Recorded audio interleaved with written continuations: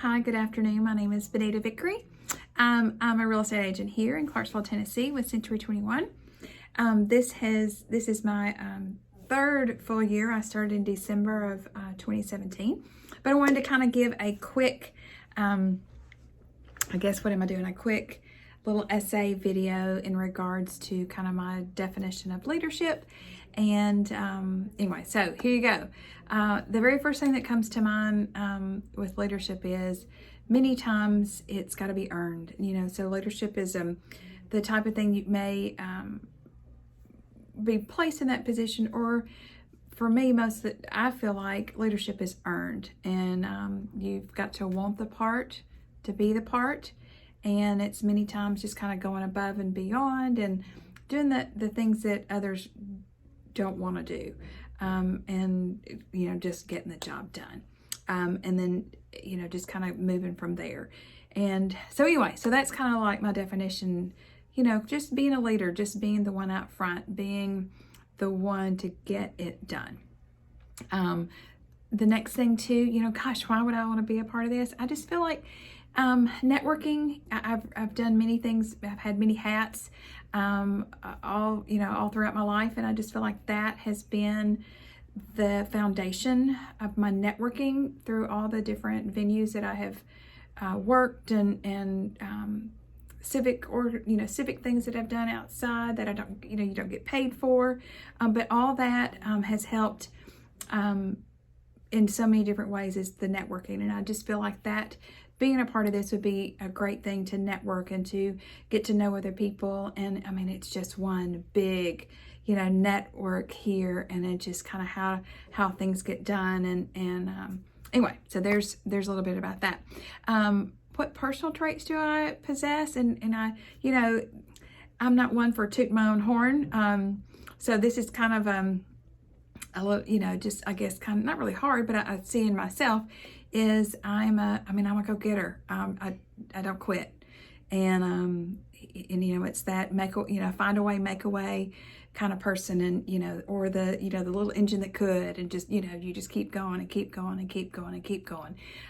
Just that don't stop attitude. And honestly, it's really hard many days, but I try and have the glass half full. Some days it's easier than others, but you start the day that way. So that's just, I feel like that's one of the things that I do possess. And I try to be a positive person. I try not to be, the one, I just want to be positive. I just want things to go like they're supposed to go. So, but I know it's not always that way. What do I picture myself in 5 years? I mean, honestly, the very first thing that I really want to do is work on the rest of my designations. I did the very first year that I was in, I did go ahead and get my Kentucky license, and I'll be honest, I'm very thankful I did. And so I just feel like that's one thing to, just building upon all those things that can make you better at what you do. And so that's definitely something that I want to do. And then I'll be honest with you, I really want to be a top producer in this area, and maybe even branch out to different things from there. So, I mean, I've just got some, mighty big plans for 5 years down the road, just personally, professionally. It's funny to even think about that, just how quickly 5 years pass. But yeah, I mean, that's top producing is really kind of what I want to do. I like to, I like to see progression. I like to see movement. I like to see things, just kind of going, getting better. The next thing is, in my judgment, what is it? 2 most significant changes facing, okay, I'll just tell you. First of all, I feel like, because our market is so good right now, and what I mean by good, I mean, we've got lots of things turning and going, and that we as real estate agents have made it look so easy that people don't appreciate what we have to offer. And I feel like that is, and so, first of all, they think they can do it on their own, and that there's no hiccups, and it doesn't take anybody to move a contract forward. It doesn't take, somebody to literally, to listen, to negotiate with each side. It doesn't take any of that. And so I feel like they see something and they think, oh, I can do that too. And I don't need this, and I don't want to pay those fees, and I don't see the value in that. And so I feel like we have done that to ourselves.